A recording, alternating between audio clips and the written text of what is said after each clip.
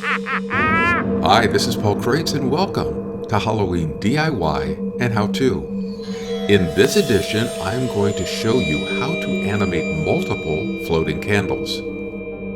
Anywhere from a group of ethereal floating candles to just a single pair of flickering candles floating about the room will all be possible for you to create.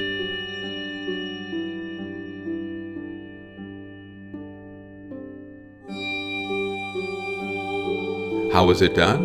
Well, I'm going to show you how, so let's get started. Here are some of the items that you will need to create this prop. First, since this is a companion video to the overhead animator, you will need one fully completed overhead animator. If you have not seen that video, please take the time to do so. It not only shows you how to build it, but also goes over some very important do's and don'ts when using it to animate different props. I will list its link in the description of this video as well as at the end of this video. Since the overhead animator does nearly all of the work, you will just need a few other items for this prop.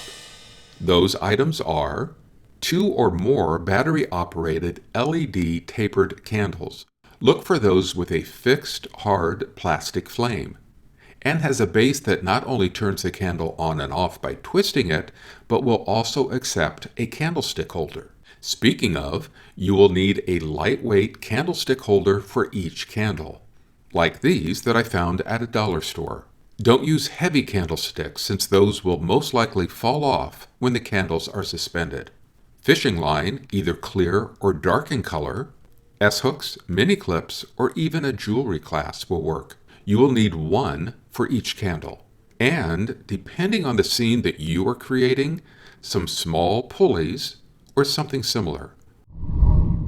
The first thing that you will need to do is to decide what type of display or scene you will be using the candles in. This will help you to determine the location of the overhead animator, a sturdy place to secure it overhead, a power source for it, plus the number of candles you will need and their locations. For example, in the scene with the group of 6 candles, the overhead animator is installed directly over the display table, which the candles are meant to enhance. Those candles are then simply hung from the cable loops that belong to each station of the animator.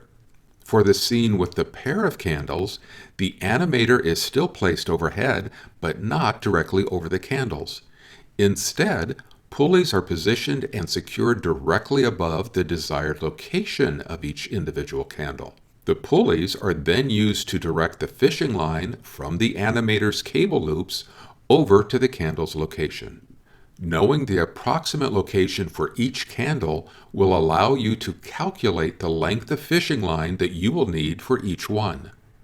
Next, prep the battery-operated candles by installing batteries in each candle according to their instructions.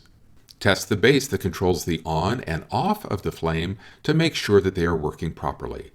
Carefully tie the fishing line around the base of the plastic flame, positioning the knot on the back side of the flame away from the LED that illuminates it. This will help to hide the fishing line. Cut off the excess fishing line from the knot. If you are using the clear fishing line, color it by running a black permanent magic marker over it. Only color the fishing line from the flame's tip and above. Then, leaving yourself enough length of fishing line, loosely tie it to the connector of your choice. Attach the connector to one of the animator's station loops, and then adjust the length of the fishing line at the connector before securely knotting it. When doing this, you may want to turn on the animator and position the station loop that you will be connecting to either the fully up or down position.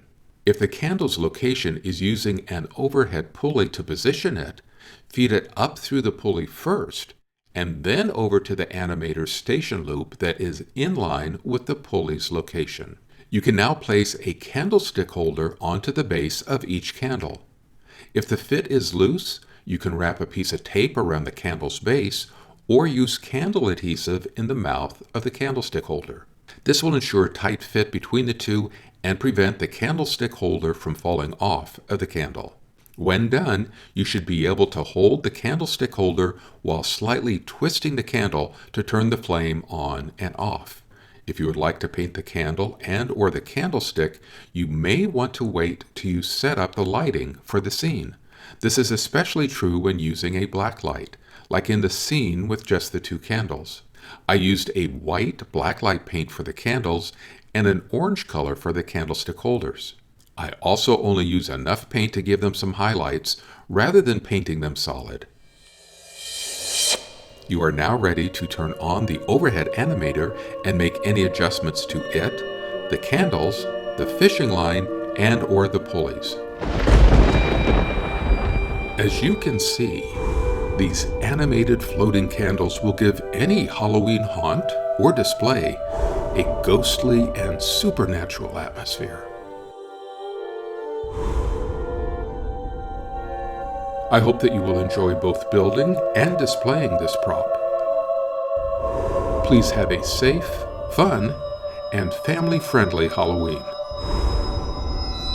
Thanks for watching.